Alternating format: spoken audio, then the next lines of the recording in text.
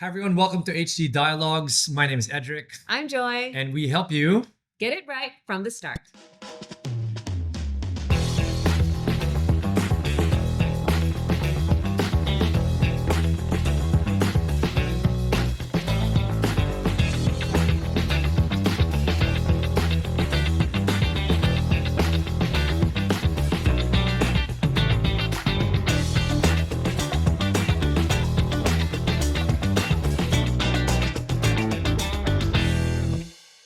Right. So today's very special because we have a guest. And, babe, I'll let you do the introductions. Yeah, this is a very special guest because when our oldest son was 3 years old, he was actually a student of Beth in Sunday school. So we have Beth King Santos, and she's married to Jason. They have two kids, 16 and 11, Inigo and Elian. And let me just get her credentials right. She studied family life and development. And then she did her master's in early childhood studies. And currently, she's also a professor at different schools, colleges. And what else? She also at one point managed preschools. So she's got a great perspective when it comes to having an educator's background. And so we wanted to ask her, why don't you take it away? What's the What first? most fascinated me about our catching up with Beth, because we've known her for a while, right, is that her children's names had to be unique because the family name was very common, like us. Yeah. Santos. So Mendoza. Santos Mendoza. Welcome, Beth. It's great to have this conversation with you, this dialogue. Let's jump right into the whole space you're in. Sure. Right. One of the things that is very special about your background is you have been exposed to a lot of kids, and not just been exposed to them, but have been trained to think about how to engage them well. So tell us about, maybe if you were to speak to parents who are listening here and are wondering, as an expert in that space, what are a couple of important things you would advise parents to watch out for as they engage their own kids, especially from 0 to 7? Because when I was talking to you about early childhood, you said it's around that age. So maybe you can give us those tips as we get started. Okay, I think the most important thing to consider is relationships. Because as they said, even brain development of young children is greatly influenced by the positive relationships that children have. So we, as parents, we are the forerunners in the development of our children's brains because we are with them. We are engaging with them, we are having relationships with them. And if our relationships with them are positive, then the development of the children will greatly improve as compared to children who lack the relationships. That's really interesting because I read somewhere too that those years between 0 to 7, if there's any trauma in the home or anything that happens in the relationships in the home that's negative, it's far more detrimental. Correct. Rather than if they go through the same experience, maybe in the teenage years, but there's lasting effects that are hard to get over, even into adulthood, when the 0 to 7 years are very turbulent in terms of relationships. Correct. Because we call it the critical stage or the critical period. So the 0 to 7 is very critical because it's the foundational years of future development across the different domains. Wow. May it be social, spiritual, cognitive, and physical. And I like how you said relationships are key. You use the word front runners, right? Yes. Maybe the main influences, obviously, in the way that the child develops. Give us some practical things. Like, what would you say are ways to strengthen that? Okay. Well, relationships start as soon as the baby is still in the womb. It's not, you don't need to wait for the baby to be out because babies, even inside the uterus, can already hear at around 7 months. So they can already hear and they can even interact already, even inside us, the women. So we can start our relationship with them. We can read stories, make them listen to music already. They become familiar with the voices of their parents, even the beating of the hearts of the moms. So that's the start of the relationship, the positive relationship with them. And then when they are born, when we provide for their needs, that's when they get the sense of security, which is the foundation for for that level, for the newborns. Because when they're hungry, they need to be fed. When they cry and need to be picked up, we pick them up. And then we bond with them through their skin and through the use of their motor skills. So all of those things will help in the relationship already. Some call it the serve and return. So every time that you give something to the children, and then we get a reaction back, and then we talk to them, even when we use our voices, our sing-song voices. Usually they call it either the mother voice or the parent voice. But the way we talk, like It's the different, moms, yeah. is different when we're talking to babies. And it's going to be very funny if we use that tone With our spouse. with our spouses, right? I But think I've heard that a couple of times. And she's had to switch off, but I totally understand. yeah, but it's something that helps the children because they can easily identify that tone, and it helps them because we tend to exaggerate the sounds when we talk to the babies. So when we interact and we have like the give and take in the interaction, that's already a relationship that's starting. And of course, some people think that babies aren't able to feel what others around them feel, but actually they can feel it. And they're very perceptive, even very young kids, that when, like, for example, two people are fighting, Like a husband and a wife. like Like a a husband dad and a wife, like a dad and and a mom Yeah. fighting in Name. front of them, Edric and Joy. That's nice. it already it causes them to react a different way. So they know that you're fighting. They may not understand some of the words that you're saying, but they already feel it, that you're fighting. In fact, moms who breastfeed, and then when they're going through something and they're feeling like depressed, or they just had a fight with somebody, the babies have a hard time breastfeeding too. So it's like a symbiotic relationship between the mother and the child.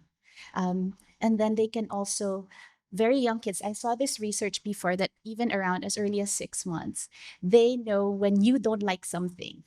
So they did a research wherein the adult would eat broccoli and then give Make a a face. facial reaction that signifies that he didn't like it, and the baby would understand that you don't like it.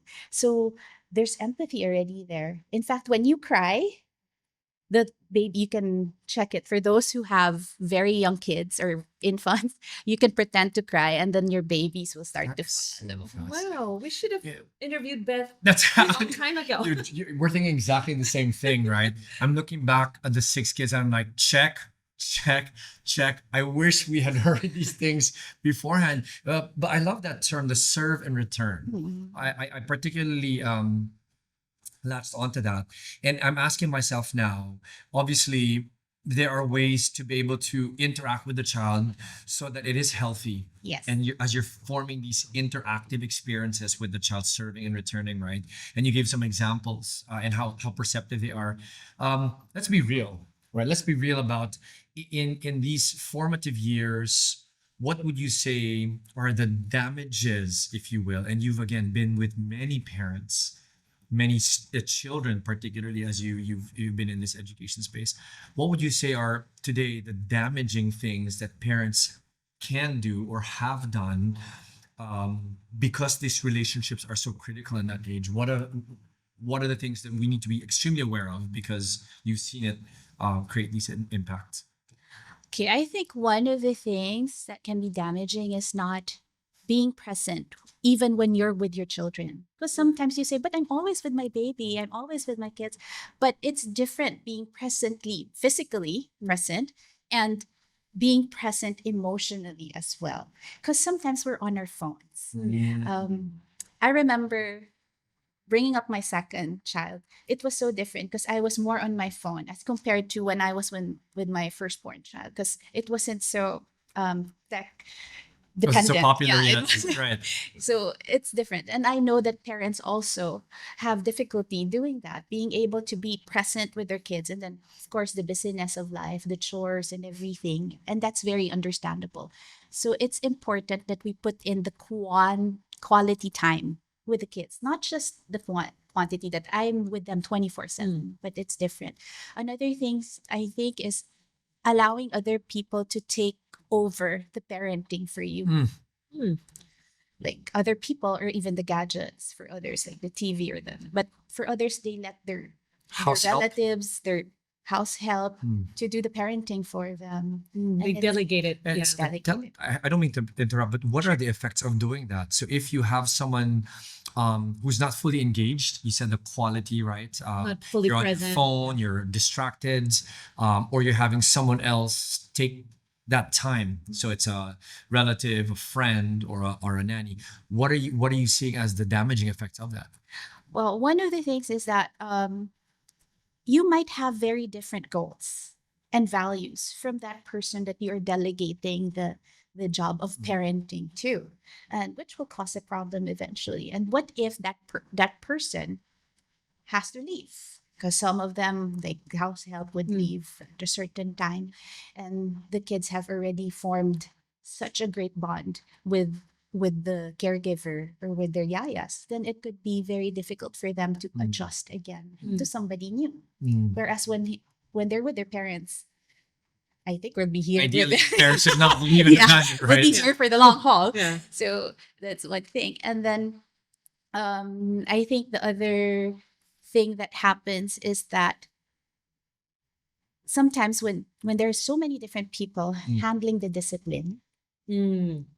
it gets confusing for the child, and there are more misbehaviors that happen because you will have very different disciplining styles. You will have different rules and different reinforcements or different strategies that will cause confusion to the child. Now, since you went on that, and babe, please feel free to jump in at any point, right? Because I'm totally fascinated by what you're sharing here. We are all in the homeschooling, home education space, and we'll get to that a little later, maybe in part 2 of our conversation. Sure. But tell me, because the replacement that you're talking about is so critical, and the presence and the quality of the experience with parents is so critical. But many parents actually have kids in school. Correct. And you have a teacher there who's spending a large part of the time with the child And peers. during the day, and peers of all sorts during the day also. Can you speak to that as an educator again, and with this principle of the relationships and the quality time? When the parents have formed a steady relationship with their children, if they have formed like a foundational foundational principles with their children already, then it's going to be easier for the children to navigate the outside world, wherein they'll be able to know what they value, they'll be able to know who they are, they'll be able to say no more easily, and they won't be swayed too much by outside influences, even if they are with them for long periods of time, like when they're in school with their teachers and their peers. So what you're basically saying is, because like obviously we're homeschoolers, but not everyone may homeschool. So we don't want them to feel discouraged, like, oh my goodness, if I don't have that kind of time with my children, is it going to be detrimental for them? And so what you seem to be saying is, even if you don't have all that interaction time, but during the times where you do engage your kids, you're fully present, you're really there, right? And you make it quality interactions where they feel like they're really developing a good relationship with you. There is that closeness. Then if they do go to school and they're actually in school and away from you for most of the day, they're not going to be as susceptible to peer influence or other ideologies because their relationship with you is still solid. Correct. Okay. I want to jump in there because part of what she said makes that effective. To make it even more practical, is she talked about foundational principles. Yeah. She said, in other words, a good parent will make sure that they're able to teach them values, perspectives, as you said, so that even as they hear it from others, teachers, students, fellow friends that they have in school or wherever, then they're able to hold on to that. So let's talk a little bit about that. I mean, Beth, we also all here share the same faith background, right? We're all Christians. Speak to how can a parent do that? Build good foundational principles, in the words you use, values, etc., so that as they go out, whatever their age, and right now we're still kind of in the early childhood, 0 to 7, so that they don't stray from it. And I know it's a big question, and there's many ways to attack it, but I'd love to hear your thoughts. Number one, modeling, I think, because our children learn more from what they see from us. Even our difficulties, even when we fail, they learn a lot when they see us vulnerable, when they see that we are also struggling just like them. And it encourages them to speak out more and ask help when they do encounter problems or when they're in a crossroads already.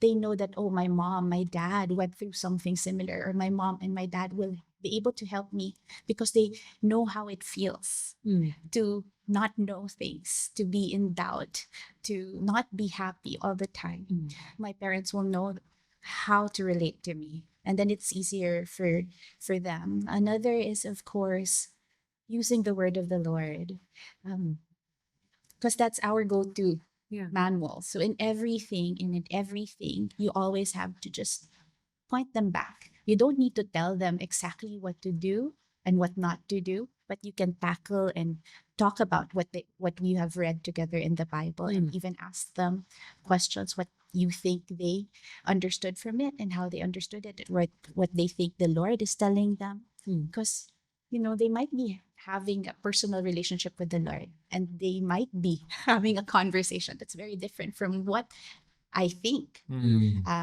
or what we as parents think the Lord is trying to say. So, but it's nice to have discussions, open discussions with the children, and children being allowed to communicate. Because sometimes we Filipinos, we're not allowed to express ourselves too much, especially in when you're talking to elders. Some think and say that it's disrespectful just by asking questions. All you have to do is say yes.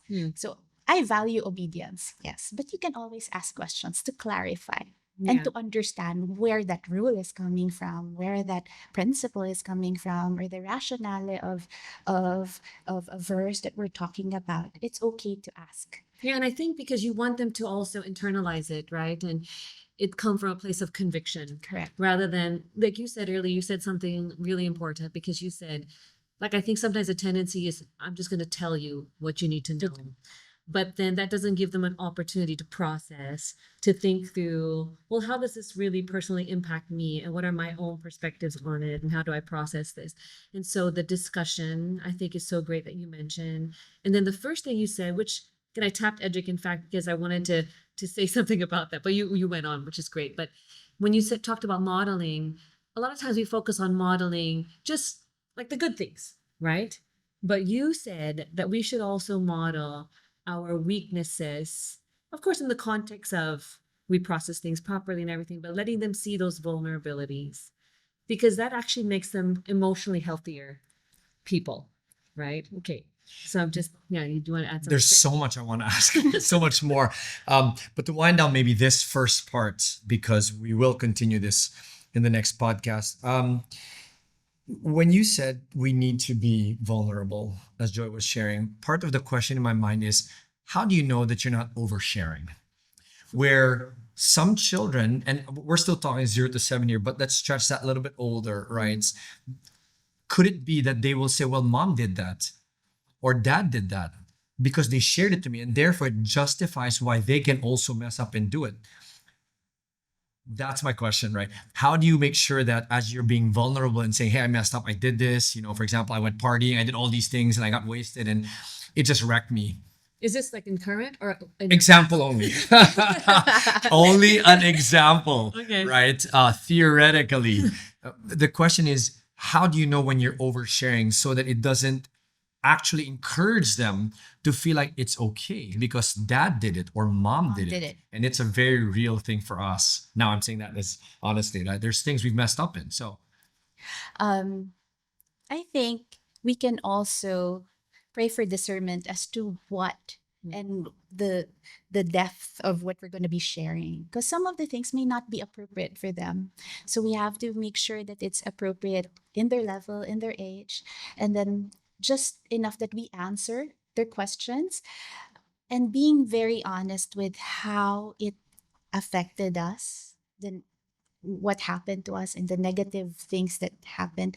But at the same day, there are certain things that we cannot control. Like if they follow it and commit the same mistake or the sin, then maybe it's the way that they will be able to fully understand that's good. what the Lord is trying to teach them. That's So good. sometimes us parents, we have this tendency to protect our kids so much that we don't want them to feel hurt. We don't want them to make mistakes. But sometimes there are certain things that we only learn and truly learn when we go through the difficulties of it. Mm. Just like when you can tell your son not to touch the kettle because it's still hot. But sometimes the folly in their hearts, they'd still touch it, Yeah. right? And then the only time that they'd really not stop doing it is when they feel it and really get a little bit hurt. Literally burned. Right? Yes. I like saying there's two ways to learn things in life: the easy way. And I think you were the type, Hard you were the way. type to touch the kettle when I you would were- touch the kettle. No, but I just want to emphasize what you just said, if I'm understanding that. So for people listening here, I love what you said. You said, don't focus so much on the actions you did, but instead the emotions you felt and the insights and learnings you had from that experience.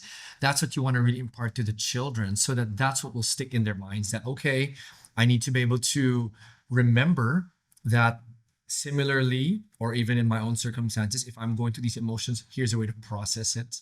And here's a learning that I can have, instead of, well, mom did that thing, so I'm going to do that thing also because it was okay.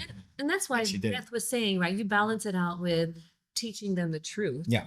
And the word of God, and letting that really speak to the children also, because it's not just about our experiences. It's like, well, this is what the word of God has to say about all these different circumstances in our lives, right? So that they have something to latch onto as a reference also when they go through similar experiences. Yeah. So, on that note, for us, before we close our part one, what would you say is one of the most transformative, if you will, verses that you've used or that has helped you, even as you've talked about truths and principles from God's word?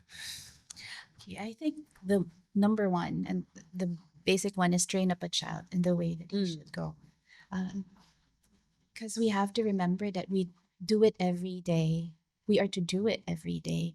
And in everything that we do, they will see and hopefully see the Lord in us. Mm. And those are the verses that I hold on to. And another thing is, by everything in prayer and petition, just lift it up to the Lord. Mm. Because some of the behaviors of our kids will require divine intervention. That's right. We can talk about that in another podcast. Yeah. So I think we just pray for our kids so we can make it a practice to every night, even when they're asleep, to just go in their rooms and pray over them. Mm. I think it helps a lot. Okay, I just have one last question. It's just like been ringing in my mind because I think of all the parents out there who are really so busy. As an educator, and from your perspective, also having taught so many children and adults, is there an optimum number of hours in a day that a parent should engage their child, or an optimal context? I'm just thinking, like, on a practical level. So now that I'm listening to you and parents are listening, so Beth, tell me, like, if I have this much time every day that I'm working, how much time should I really set aside to have that intentional engagement with my child or children? That's a very interesting question because it's very hard to quantify how much. But I think if you are like a full time, if you work full time and you hardly have time for your kids because you need to work and your children are in school, I understand. Make sure that you're there with them when they wake up Mm. and before they sleep. The routine before they sleep, when they're calming down, you can read books to them Yeah. while they sleep. It already creates a great big bond with your child. Just spending that amount of time. Those are the bare minimums. It's like Okay? book ending. the Book day. ending. Yeah. So, and then make those minutes, or if you can extend it to an hour, really count. Wherein did sleep peacefully because they had such a wonderful and calm and enjoyable time with you. right Mm. before they close their eyes. I just have to say, I'm going to ask more personal questions in our part 2. But you talked about being calm. Hearing your voice, Yeah. Teacher Beth, is so calming. Like, I feel like, Practice that right? gentle and quiet So, spirit voice. so there's much more we're going to ask you. We'll do that in part 2. In the Sure. meantime, thanks for joining us, everybody. This is another episode of HE Dialogues. I'm Edric. I'm Joy. And what are we here to do? Get it right from the start.